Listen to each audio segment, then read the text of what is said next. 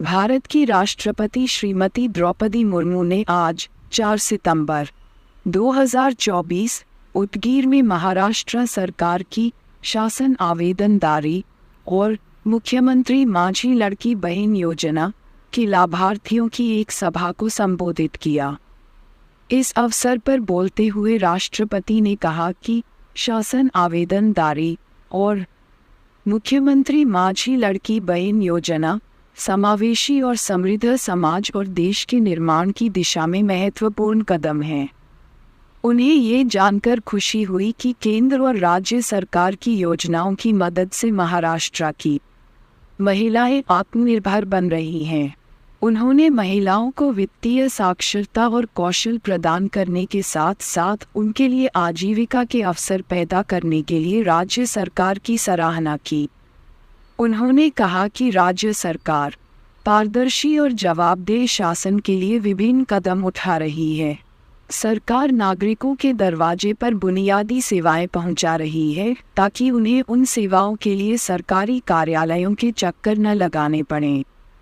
राष्ट्रपति ने कहा कि महिला सशक्तिकरण की पहल से उन्हें बहुत संतुष्टि मिलती है।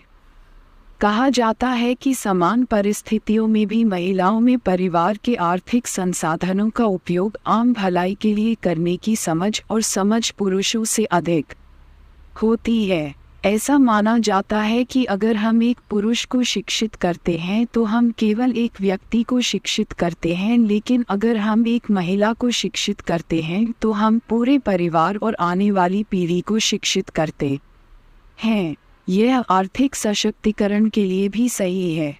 अगर महिलाएं आर्थिक रूप से सशक्त होंगी तो पूरा परिवार और आने वाली पीढ़ी भी सशक्त होगी।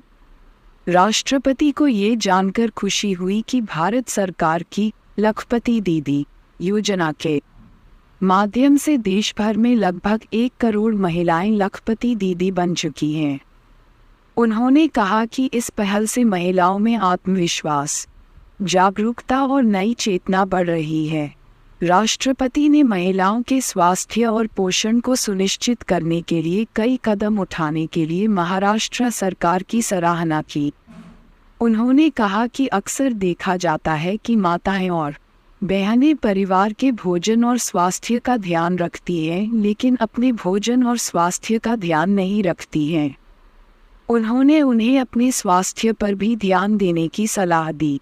उन्होंने कहा कि उन्हें अपने और अपने परिवार के बेहतर भविष्य के लिए अपने स्वास्थ्य का ध्यान रखना होगा।